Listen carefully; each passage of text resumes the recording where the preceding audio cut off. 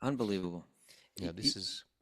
It's in one sense, we have to say that we're reading the most unique piece of literature that exists, because there's if we search the world over and historically gathered all the information that we have about the supreme being, the origin of the universe, the absolute truth, you would get many different presentations, and it's true that it can be like, the elephant that five people are examining, and each one has a different. We could look at the different religious traditions and see they think of God, or they think of the absolute truth in different ways.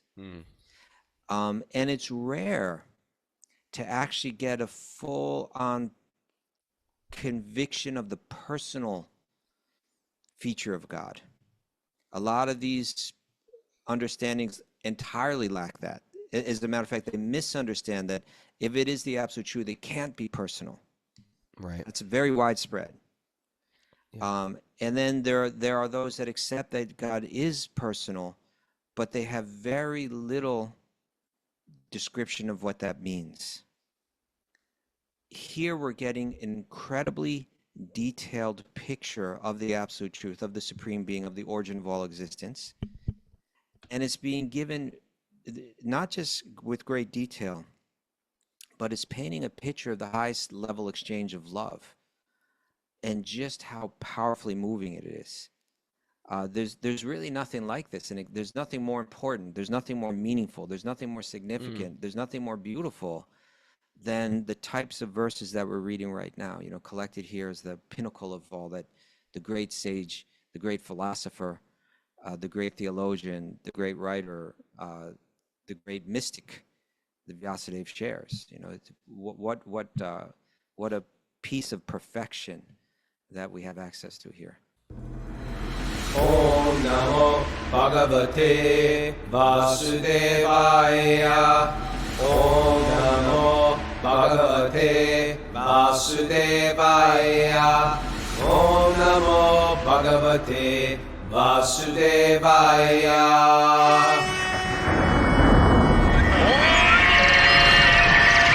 Come on! Super Soul Farm. This is Wisdom of the Sages, a Bhakti Yoga podcast with your host, Raghunath, and co-host and senior educator at the Bhakti Center, New York City, Kaustubha. Welcome to the show, everybody. It's Tuesday, August 4th, 2026. This is episode 1801. Happy Tuesday, and good morning, beautiful people. We are back from our long weekend and celebrating Pranapriya's birthday, celebrating Prabhupada's 60th year. 60 years ago, Prabhupada came to America, bringing Bhakti, planting the seed of Bhakti in New York City, in the ghetto of Tompkins Square Park. And we celebrated it in so many different ways, so many different flavors, including a gala, which I've never been to a gala. It was quite gay and joyful. And Kaustubha was all dressed up. I was dressed up. Pranapriya was dressed up. Vegan Trucker was dressed up. Amy Steller was dressed up. Stacey Hurt. It was fun. Vishaka was dressed up. Nityananda Chandra was dressed up. It was so good to see all the devotees dressed up. And then there was the Sunday afternoon Krishna Core, Hare Krishna in the park, Kaustubha. That was fun. How are you? Happy Tuesday. The boat ride. You know what? You were on the boat. I missed the boat. We went to anyway, good morning. Good morning to you. Just before we can talk about that in a second, but before we go anywhere, let's talk to Pranapriya. Hey, Pranapriya, how are you? Good morning. Happy birthday. Happy birthday week. Terrible. You get the whole week. Thanks. You have a good birthday? Yeah, I had a great birthday. It was a fun weekend. It was fun. Yeah. What's going on? Got announcements for us, my dear? This weekend we have Lori Bag's Flow, Fly, and Chant retreat here. Made a at mistake. Made a mistake. Try that again, please. This weekend we have Lori Raghunath Bag and Raghunath. There we go. Flow, Fly, and Chant Ow! Come right out of there. at Super Soul Farm. Still spaces left if anyone would like to join. Want a fun yoga retreat, break away, Super Soul Farm. Smell Pranapriya's beautiful flowers in the garden. We've got a great garden this year. And that's this weekend. Yep, that's this weekend. You can go to Raghunath.yoga to see more information and sign up. And then also at the end of August 28th through 30th, Jiva G is here doing a Bhakti recovery retreat. Bhakti recovery. Come on down, recovery people. Yeah. It's a great chance to really work the steps, and we'll have kirtan together. Check that out. That's all. That's on my website too, or is that on Bhakti Recovery website? It's on both. It's on both. Okay, Raghunath.yoga or Bhakti Recovery. So, wow. That's it. I'm going to be in D.C. for some kirtan over Janmashtami, September over 4th. Janmashtami. Kaustubha is going to be in Philly for that, I think. Yeah. I'll be in Philly that weekend, yeah. Yeah. And I think I'm going to do something at the temple, too, Yeah, that would be great. that weekend of Janmashtami. So, yeah. So, Kaustubha, Yes. what good weekend. It was a wonderful weekend, actually. It was very busy. Boy, I was getting wiped out there. Late nights and constant action. But it was, that gala event, in one sense, it was kind of, how many people were there maybe? Do you think it was like 500 or something? Yeah, something like that. It was sold out. Yeah. And so it was swanky. It was So a beautiful swanky. evening, it's like just even the weather and everything like that. A lot of the great photographs at that kind of golden hour there. I think it was really nice that a lot of our people showed up. I wasn't expecting it. We A lot had of the our Long people Island showed crew, the Jersey crew, the Wisdom of Sages people showed up. And then there was a lot of people invited, like for instance, different religious groups were invited, different leaders of different religious groups were there. There were people from the city, from the government were there. I think it was it was impressive to me. The presentation that was made, the difference, there was like a archbishop from the Catholic Church that spoke. He spoke very nicely. There was the government, what was the Consulate General of India? I think that's what they call it. He spoke also very nice. Towards the end, you had famous movie star Hema Malini, who's a wonderful devotee. Very cool. Very cool. She spoke. I attended actually on Thursday night a dinner with her, small dinner with her, and that was really nice. That, by the way, that night, that Thursday, I left that and managed to catch like the last half hour of the Thursday night kirtan, which was just unbelievably off the charts. So it's been like a really long weekend. It's been nonstop. But yesterday we had to ground and yeah, me too. Bike ride and garden for hours. Oh, nice. But that performance at the gala, it was a combination. It was moving, right? It was like every 10 minutes it would shift from like just straight up dramatic, like a song. A dance. That Money Mundry singing, my God, she was like, she's really top quality. Great. All the musicians were fantastic. Yeah. Background singers, the musicians playing all the instruments, she was singing. Then it would shift to like a film, show, which was AI. They did this cool AI thing of Prabhupada, and everyone's always like, AI sucks. AI sucks. We hate AI. You know what? AI was great. They did this AI thing of Prabhupada getting off a boat and coming to New York. I was like, yay for AI. I get to feel what it's like to be there. It was so very emotional. Cool. Yeah. Because it had a realism to it that was, it wasn't like, oh, that's not what he looks like. It was like, that's what he looks like. that's what it would look like if he were walking. That's what the boat looked like. Those are the people look like. And to see him on the Jaladuta, on the boat, coming to the west with the waves, having a heart attack, it was very emotional. Yeah, they recreated Prabhupada coming to New York. It was very cool. And it was like a little mini film. Yeah, and, Venkata gave a very nice talk, about Srila Prabhupada and his legacy. And I think that if you were one of these other religious leaders or one of these people from the city, in a sense, I think the goal, one goal of it all, rather than beyond just bringing us all together to celebrate this milestone, was you'd say these people have really arrived. They're not just a bunch of kids running around, in sheets, religious fanatics, confused people. This is a real, serious, spiritual and religious phenomenon, It They've is. arrived, Yeah. for real. That's how I felt too.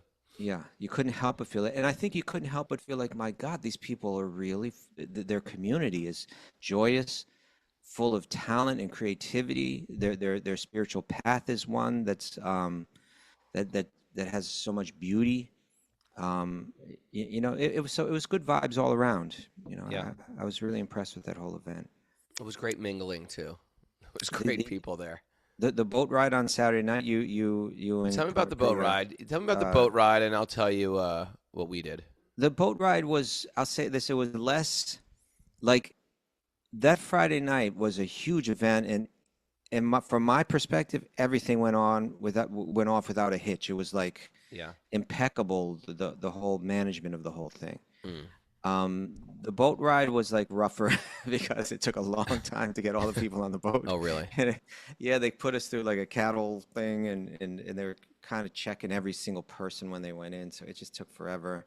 It took a long time to get off the boat, but once we got on the boat, it was beautiful at nighttime to be out in the bay and seeing the Manhattan skyline, getting real up close to the Statue of Liberty, but doing it with lots of devotees in a unusual atmosphere, and with a lot Pretty of free cool. time.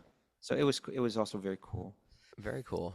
And then let's talk about Sunday, which was. Well, wait a second. I want to tell her what we did because it was Prana's Okay. birthday that day. Please So go ahead. Yes. we had a beautiful day. We walked to Manhattan from Brooklyn.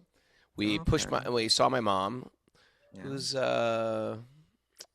wonderfully sort of like, but her dementia is really, I don't know what it's clinical. It was clinically described as what she has right now, but she is a little lost, sadly. And whenever you hang out at this point with my mother, it's always very sweet. It's bittersweet because it's mixed with this thing of like it'll never ever be the same anymore. And I think I think a lot of people go through that with their parents or with their spouses, and it's just sort of like the wake up call, not just for them, but for like, oh, this perhaps is my future too. I also want to give a special loving shout out to a good friend of mine, a devotee who is a genius, Madhavendra Puri, who I know you knew also. Yeah, I love this. I love this man, and he left his body this weekend. Okay. Yeah, and I asked his caretaker how to go, and he said it was so auspicious. Good. Devotees were just around, just chanting and chanting to him. But he was a genius, and he was, He was a scientist, right? And a scientist, and he had the most tender, sweetest heart. He was one of those people that you meet him, you're like, I want to be a devotee. I want that type of softness in my heart like he has. So yeah. So anyway, then we went to then Janava Priti works for Broadway. For Broadway theater. A Broadway theater, and she works in wardrobe or costume. You want to talk a little bit about this? Did she give you a backstage tour or something like that? She gave us a did, backstage yeah. tour, It was really and cool. there's a TV show. A lot of you may know it. I didn't really know it. I made it. It's called Stranger Things. It's very popular. I didn't know it at all. She didn't know it all. I saw like one episode, and then I was just like, this is a little scary. I stopped watching it. But she's like, yeah, I work for Stranger Things. I was like, Stranger Things. I remember that. I think there was some. And so it was a Broadway musical, like. No, not a musical. Not a musical. A Broadway drama. And I didn't realize Stranger Things has a huge fan base of like real It's a huge thing. Diehard fans. diehard fans. Like they were They're cheering and serious. screaming, and we didn't know what was going on. But it was very much outside of our ecosystem, going to Broadway and sitting there, and it was a theatrical, step into another world. It was it was really phenomenal, the things going on stage. And it was sort of had a twist of lightheartedness, almost like the Beverly Hillbillies, like just like lighthearted, a little funny, mixed with something like incredibly So scary. supernaturally demoniac, like The Exorcist, and it would bounce back and forth between incredibly scary, the child is possessed, the daughter, people are dying, animals are dying, and then lighthearted like '60s humor. And I was just like, my heart is getting thrown around, and I don't know if I should be chanting or laughing. So I broke into a certain like Maha Mantra internal japa for a little bit, a period there. You were afraid something might possess something you? might jump out of that screen and enter my soul. Okay. I'm not meant for stuff like that, but I did really think it was. I think it was cool. It was very well done. It was very well done. The special effects and things like that on stage were incredible. I just grew up in a Catholic family. We don't like demons. We don't like demons. We don't like devils.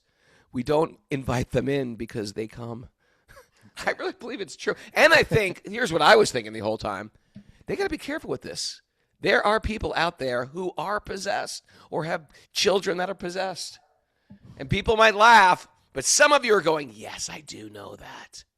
Okay. I do know that. All right, let us move on then. All right. Okay. But thank you, Genevieve Pritchett. We had such a sweet time. Yeah, we did.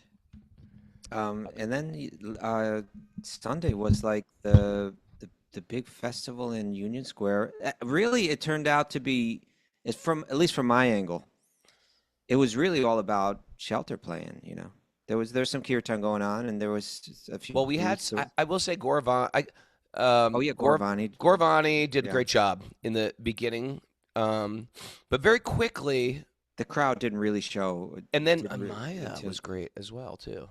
Who was that? Maya and Kaylee did kirtan together. Everyone was great. They were wonderful. But you know what? We were on the main stage. The main stage had no relief from the heat. And it started getting hotter and hotter.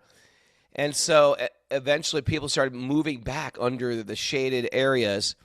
And there was a regular Yugadharma, Harinam, Kirtan. They were going on under a tent. They were doing their thing. Bhakti Marg Swami had a little dancing Kirtan going on under a tent. You were under a tent. And so the main stage sort of like we had to pull back a little bit. Okay. And I was like, this may be a really awkward shelter show because there was like a small handful of shelter fans out there. And then when Kaylee played and did her acoustic set, she had said, you know what, everybody bring their chairs forward because they set up chairs in front of that set. And they brought the chairs forward. I was like, you know what, this is sort of intimate and sweet. And she was very good. Kaylee was very good. But I was like, you know, shelter doesn't play with a bunch of chairs. It's always awkward. And I said, you know what? Maybe it's just going to be an awkward day. But my biggest fear was we are going to play and sort of like disrupt the sweet Hare Krishna festival. That's what my biggest fear was. Right. And everybody, I was like, you know, everybody, let's just stay in the chairs. And then in the 15 minutes it took, or 20 minutes it took for us to set up and get the sound correct, all of a sudden people just came out of nowhere. Oh, yeah. Chairs went to the side. Everybody stood up front. People came, and I was like, okay, this is what I wanted to happen. My goal at that show, or my contribution to that whole thing that weekend was, can I bring a bunch of people who would never go to a Hare Krishna festival to come to a Hare Krishna festival? And that was the point. And I felt like the devotees liked it. Not like the devotees. Look, Monica Bellucci is saying, it was great. Thank you. There was a lot of people that knew nothing about shelter, and they liked it. And there was a lot of senior devotees that I appreciate, including Raghunath Swami, watched the entire set. He said I was initiated. What's that? He said he was initiated. First he was time initiated into the hardcore scene, Hare Krishna.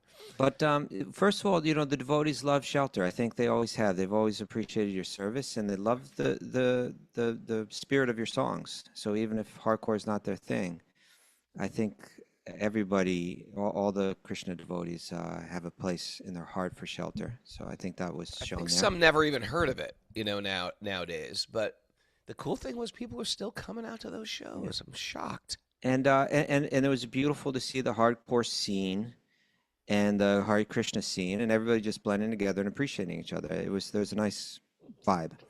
So that was there. You were the MC for the whole thing. And I'll say this, is you did a great job. You always do a good job. Thank you, Kaustubha. And I can't do much, but I can talk. I can just keep talking. I want to share one thing that happened. I just thought it was really great. And it just showed, it was kind of an embodiment of all that we talk about here so much, you know, is your MC, it was early on. So there's like about these seats in front of the stage about like, I don't know, there's maybe 30 people sitting there or something like that. Yeah, like people are in the periphery watching. People are walking through the park. Yeah. And I'm just talking. And there was like a space between the stage and the seats that was pretty wide. I guess it was kind of meant to be a dance space or something like that. And there are even mats there.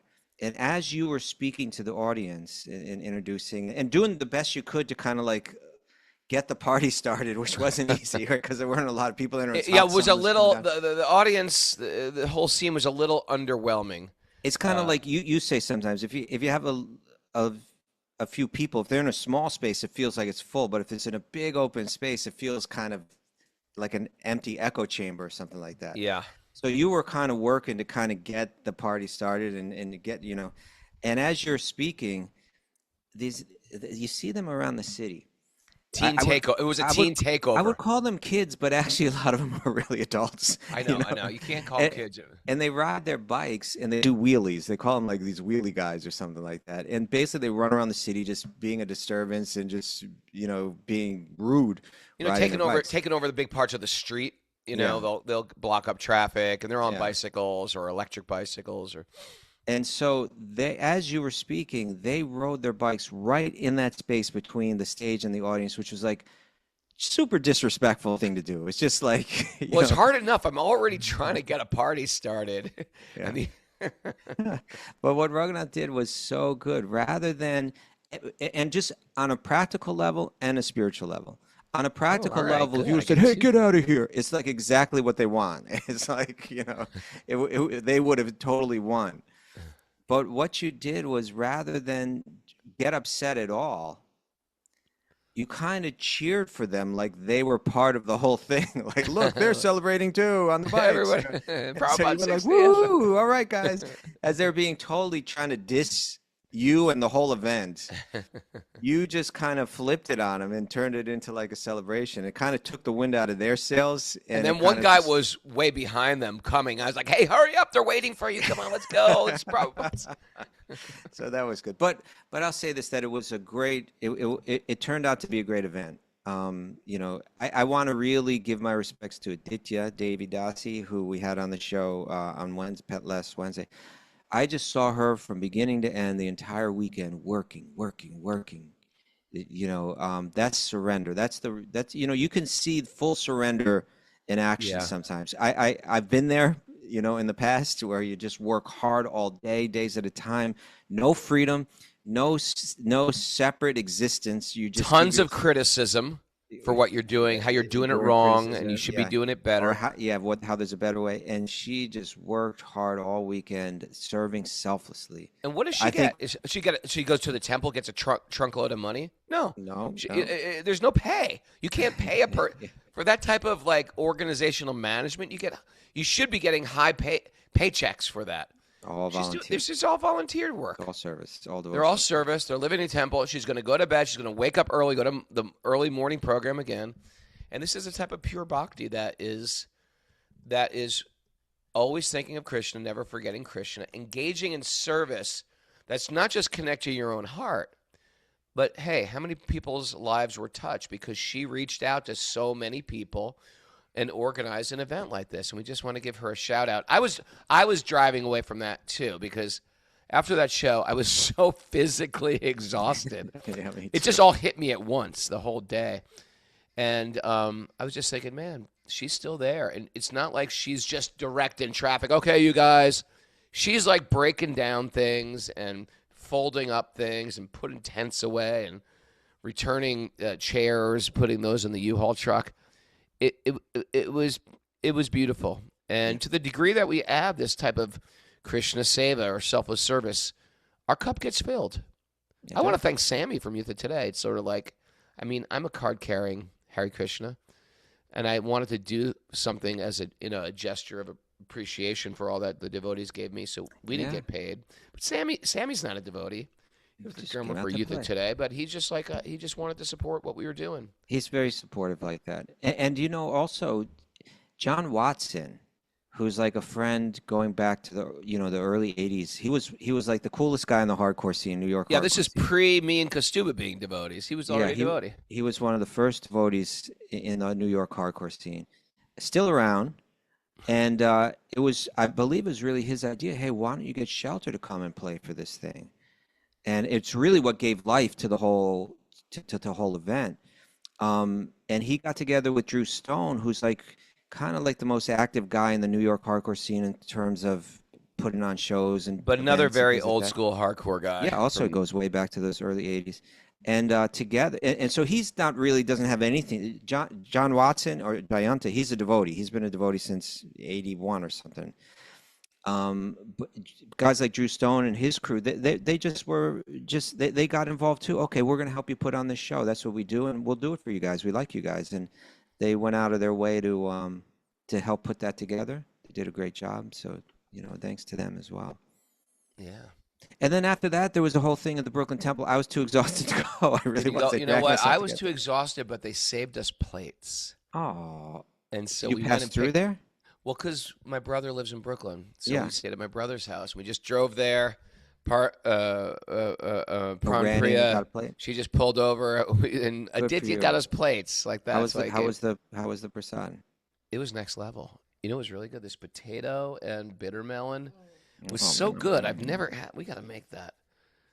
Yeah. It was very- And it I was heard very there's an good. incredible And then drama. Mark Donut from the Donut Plant hooked me up with the Maha Donut hookup. Yeah, I love okay. this man. The Donut Plant, Mark Donut. I love these guys. Okay. So it was a huge weekend. It was a very busy weekend, and it was wonderful. Yeah, it was great. And then we had to unwind yesterday with the day of. Well, Raghunath, now we've moved back to Bhagavatam. We're going to an incredible place today. Where are we at? What we'll get into now is, there are 5 or 6 Gītas in the 10th canto of the Bhagavatam.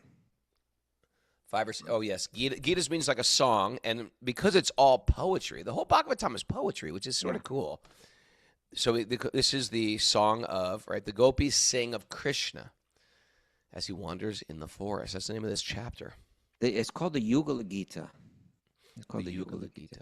And what that means is that the verses are written. Yugala means like pair, like two things. Like yoga means union, bringing, or yoke means to bring two things together.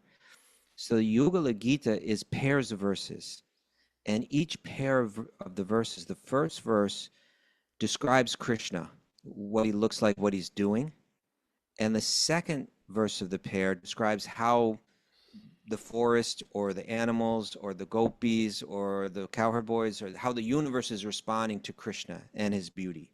So it's a verse describing Krishna and a verse describing how the universe responds. And so it goes through maybe 12 pairs of verses like that. It's incredibly beautiful poetry, and it's in-depth description about the beauty of God. Right? Again, hold on, pull you back a second. Yeah. What does Yugala actually mean? Like Yugala Kishore? No, well, it can also, I believe the word can also speak to, we should look that up, actually. I believe it also can speak to, like, youthful beauty, romance, or something like that. But here, Yugala means pairs. Okay. Pairs. Let me try real quick. All right.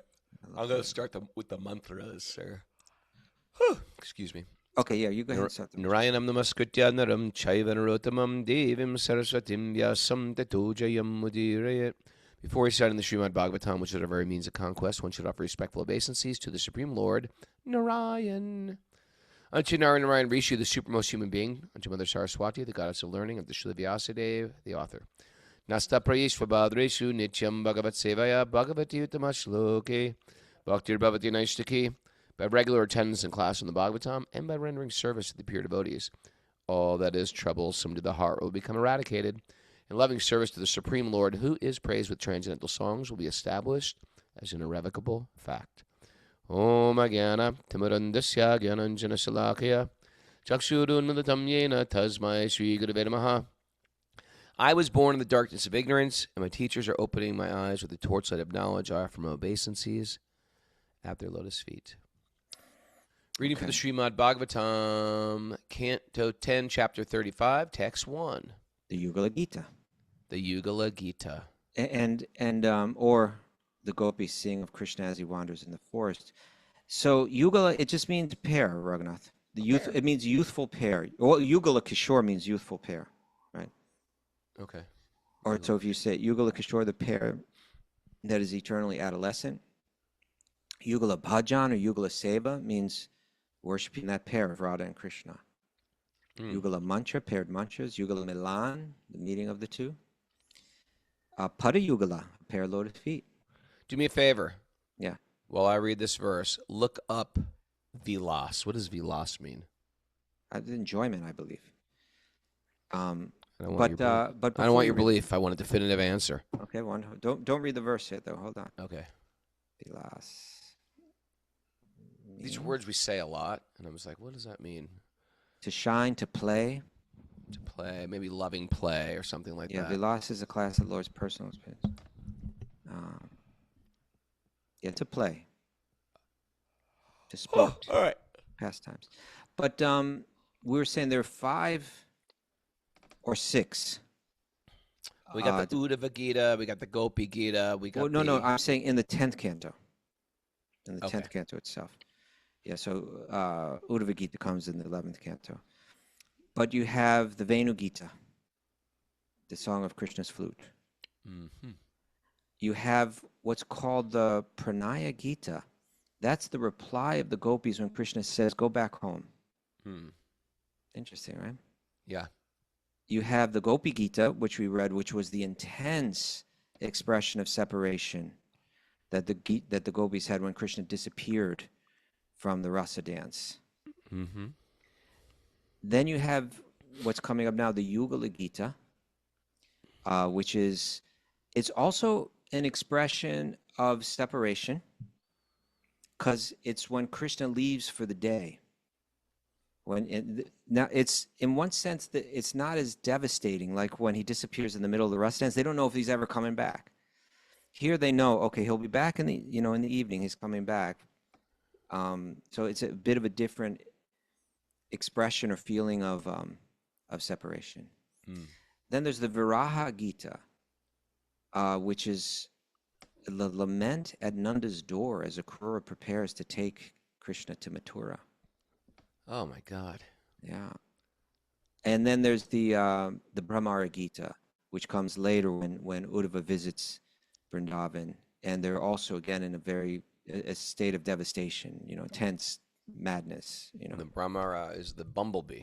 The bumblebee, when Radharani is speaking to the bumblebee.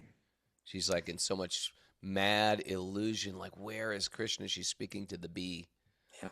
And in yoga we have this Brahmari, like the bumblebee pranayam we do. Acha. So now we can read. This is very beautiful poetry. It's kind of like if we look at this chapter, we try to think of it like if we were watching a movie. And sometimes a movie will make fast breaks, like cut to this scene, cut to that scene quickly, with like say the same music playing in the background. It's kind of moving kind of fast. Vishwanath Chakravarti Thakur, great commentator on the Gita, he says that these pairs of verses, you can picture them as if like here's a group of gopis in one place. He's saying that it's not like, it doesn't play out like all together. It's kind of like cut to gopis over here talking about Krishna, cut to gopis over here talking to Krishna, cut to gopis over here talking to Krishna. It's like pieced together. Gopis in their different, whatever they're doing during the day when Krishna is away, this is what they're saying. This is what they're talking about. This is what they share with each other. We can see it that way.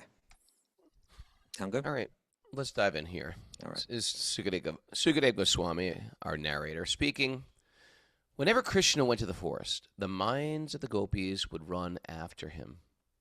And thus the young girls sadly spent their days singing of his pastimes. Okay. Just a couple of things quick. In the last verse, I believe. Of the last chapter? Yeah, this is the last verse of this chapter. Shukadeva Goswami says, thus during the daytime, the women of Vrindavan took pleasure in continuously singing about the pastimes of Krishna, and those ladies' minds and hearts absorbed in him were filled with great festivity.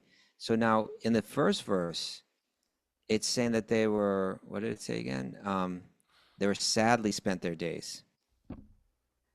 And in the last verse, it says that their hearts were full of happiness and great festivity. Well, which one is it? It's both.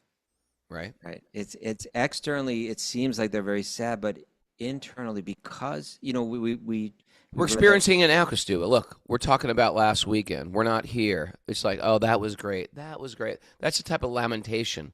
But the lamentation for the association with devotees, the festivals, they taking prasad together, that's all very, very sweet, even though it's over. Yes, It's sweet lamentation. Whenever you have Krishna in the lamentation, it's not a lamentation like, the good old days, they'll never come back. Can't we rekindle that fire, that romance? It's not like that. The lamentation brings you the same thing where we were all together, you know, talking together, joking together, laughing together, dancing together, singing together. It's the same thing in a different flavor. Yeah, that's right. And it's like that, what this verse is confirming, that this spiritual separation, the spiritual heartbreak, is actually a great spiritual bliss. And this is why in Bhakti, when you add Krishna to your life becomes all auspicious. Everything becomes auspicious. Even tragic things.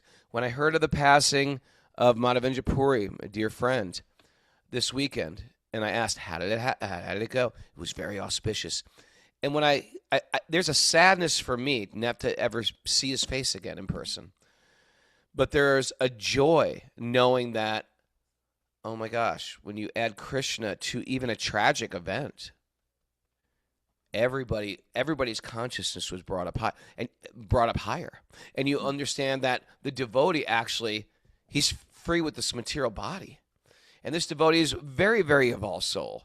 So even tragic things become quite wonderful when you add Krishna to them.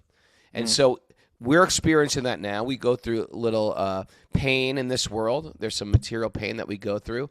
And as we go through that pain, we're leaning into Krishna. I don't want to lean into sadness. I don't want to lean into victimhood. I don't want to lean into drugs and alcohol to mask my pain. I want to lean into, oh, Krishna, what is your greater plan for me? I don't know. I can't understand what's going on right now, but I'm going to trust that you have some greater plan for me. When I add Krishna to my joy, to my loss, to my tragedy, to my good fortune, everything becomes special, magical, and joyful. That's why I can say in the morning, today's going to be a beautiful day because Krishna's got some beautiful plan for me. Huh? All right, Raghunath. Nice. Now note, as we start to read here, that was the introductory verse. Now all the verses come in pairs, text 2 and 3, text 4 and 5, like that. Okay. The Gopis said, when Mukunda, that's Krishna, vibrates the flute he has placed to his lips, stopping its holes with his tender fingers, he rests his left cheek on his left arm and makes his eyebrows dance. Oh. At that time, the demigoddesses traveling in the sky with their husbands, the Siddhas, become amazed. As those ladies listen, they are embarrassed to find their minds yielding to the pursuit of lusty desires, and in their distress, they are unaware that the belts of their garments are loosening.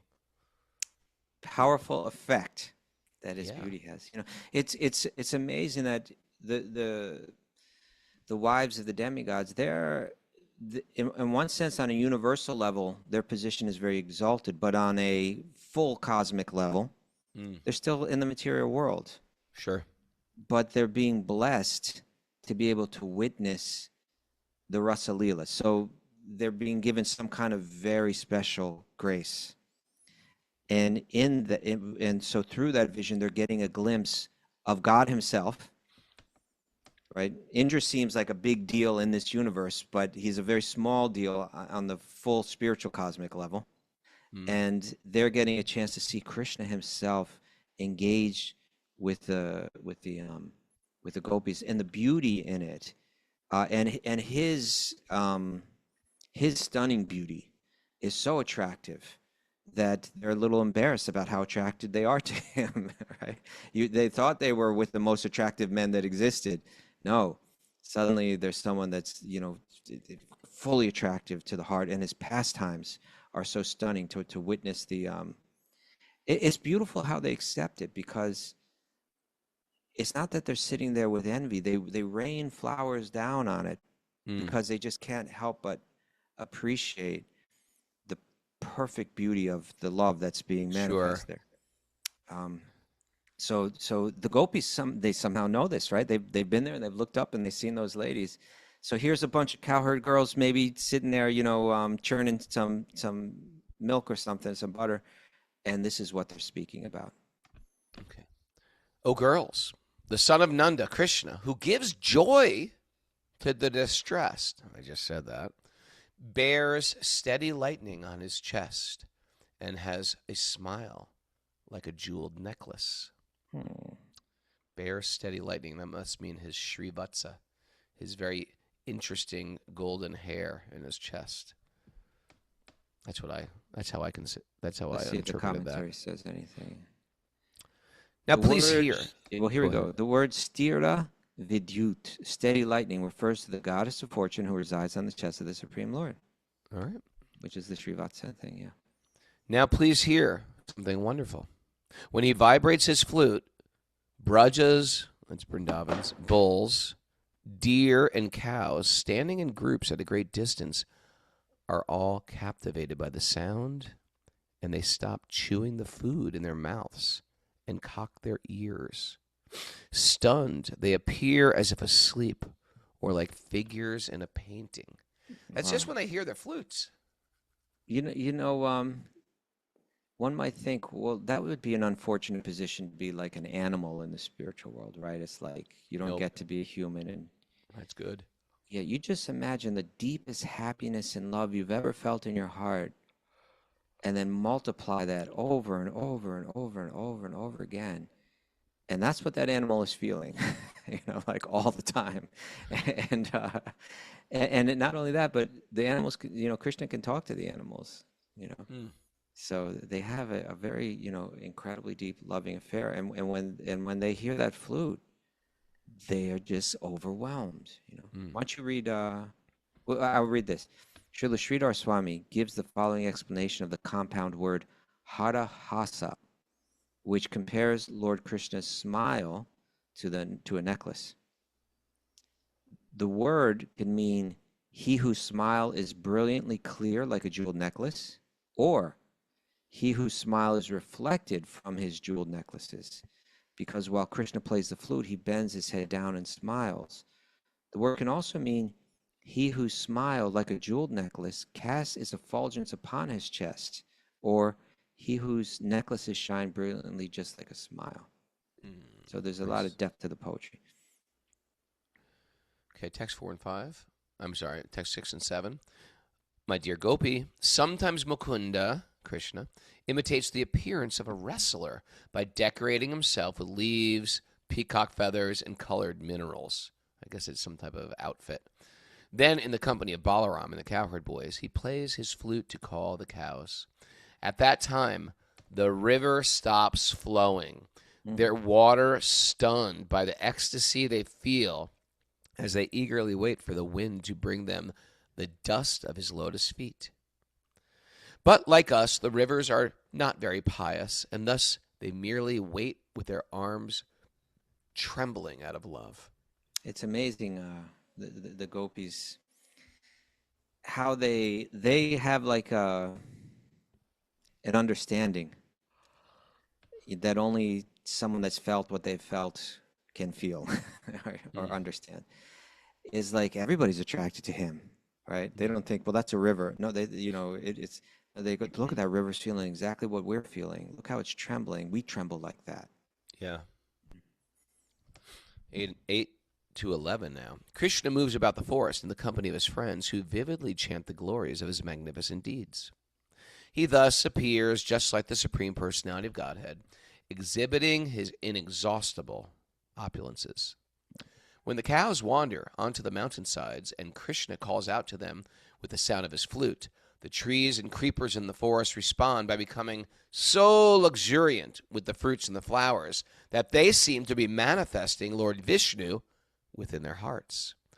As their branches bend low with the weight, the filaments of their trunks and vines stand erect out of the ecstasy of love of Godhead. And both the trees and the creepers pour down rain of sweet sap, maddened by the divine, honey-like aroma of the tulsi flowers on the garland of Krishna. On the garland Krishna wears. Swarms of bees sing loudly for him, and that most beautiful of all persons thankfully acknowledges and acclaims their song by taking his flute to his lips and playing it. The charming flute song then steals away the mind of the cranes, swans, and other lake-dwelling birds. Indeed, they approach Krishna, close their eyes, and maintaining strict silence, worship him by fixing their consciousness upon seeing him in deep meditation. Unbelievable. This is... It's in one sense, we have to say that we're reading the most unique piece of literature that exists, because if we search the world over and historically gathered all the information that we have about the Supreme Being, the origin of the universe, the absolute truth, you would get many different presentations. And it's true that it can be like, the elephant that 5 people are examining, and each one has a different, we could look at the different religious traditions and see they think of God, or they think of the absolute truth in different ways.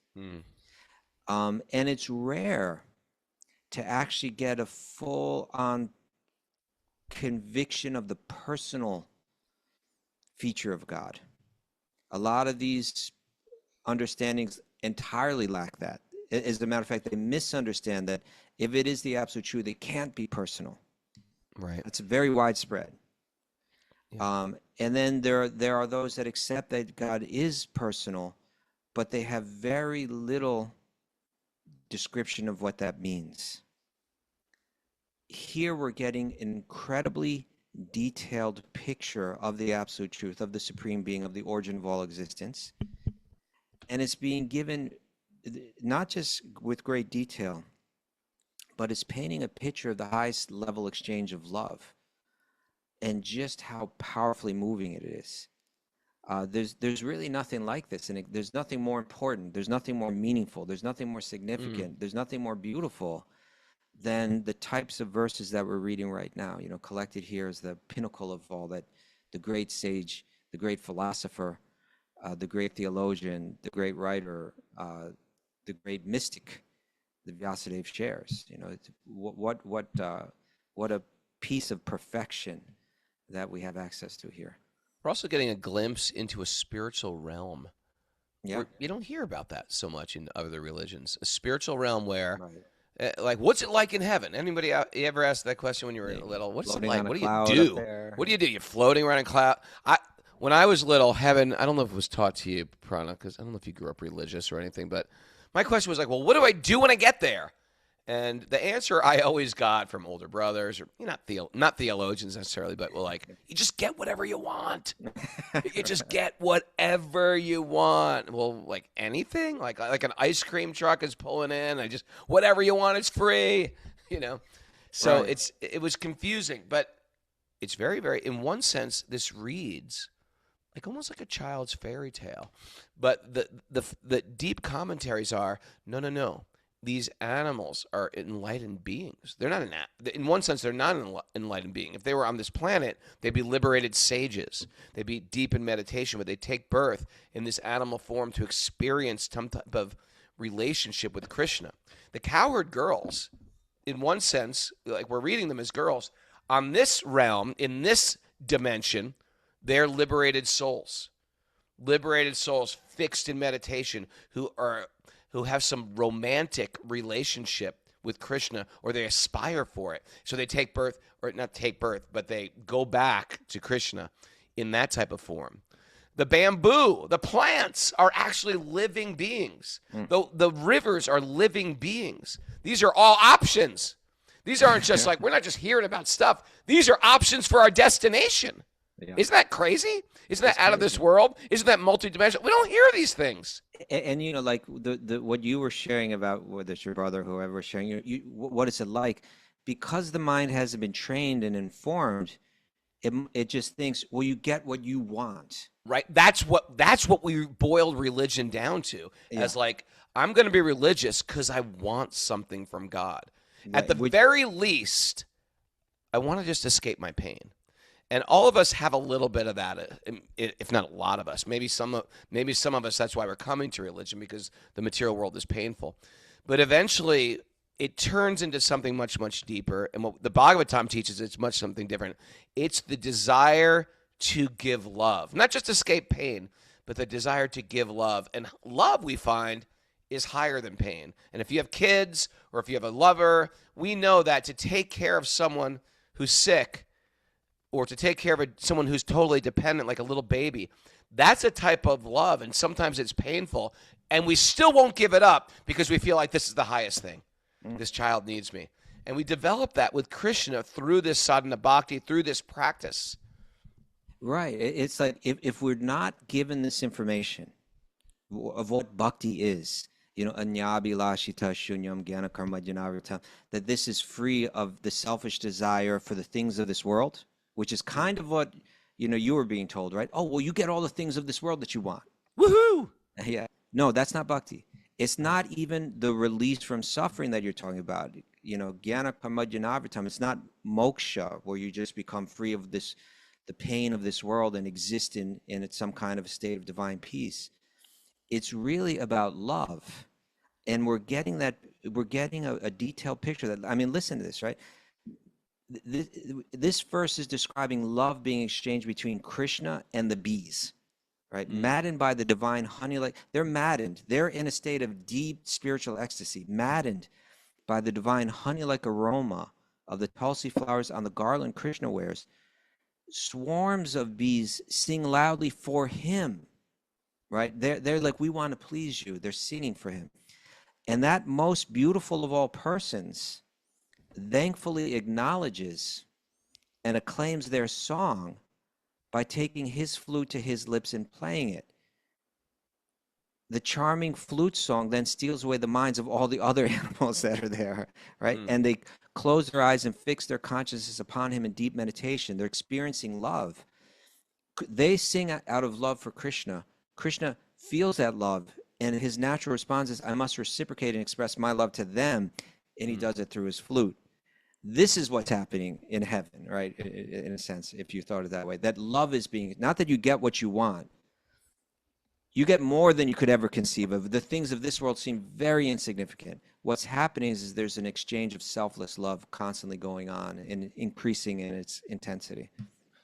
You know, I just want to say there's, when a lot of people get into bhakti and to wisdom of the sages from kirtan as well, and I want to thank everybody for doing that. And kirtan is so powerful if it's held with the philosophy.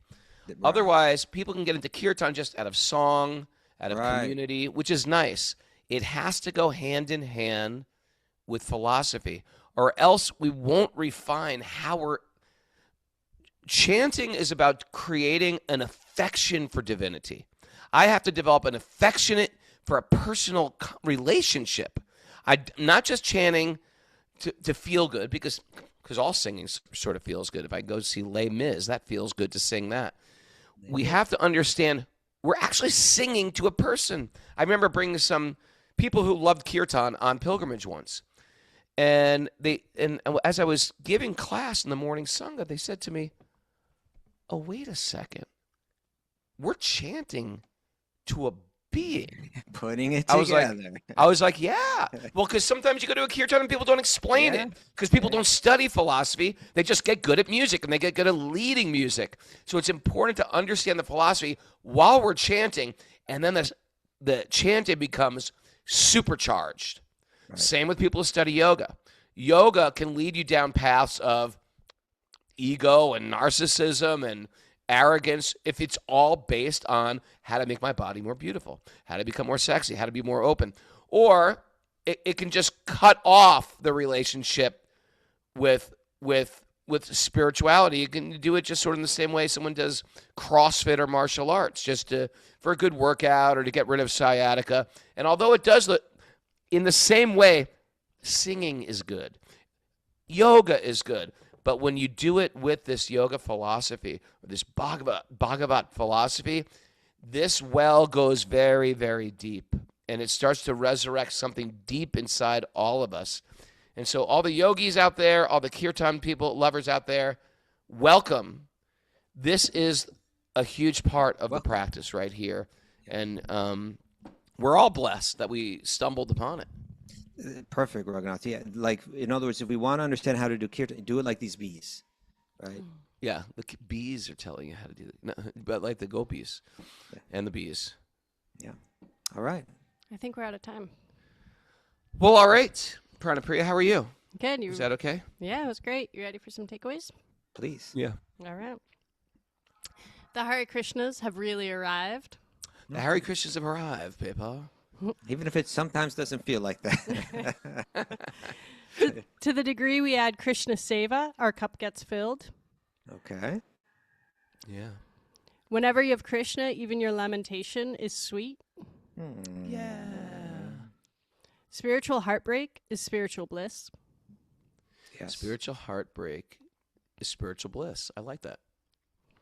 Add Krishna and life becomes all auspicious. All auspicious. Oh, Krishna. You crying about something today? That's okay. You cry to that to Krishna. No, I it becomes sometimes do that good before I put my deity at night. I put my deities to bed, and I say, "Oh, Krishna." Sometimes you just can cry to Krishna. Sometimes you can say, "Oh, I hope you had a great day, Krishna. This is what I did good today." You can talk to them like that. Okay. Lean into Krishna during material pain. And pleasure. Lean on in. Everyone is attracted to Krishna, even the rivers and trees. Lean on Krishna, that cowherd boy. Okay. And moving on. You can lean on him. Bhakti is all about love. Yeah. Kirtan should be hand in hand with philosophy. And yoga. And beware of calling the devil may come.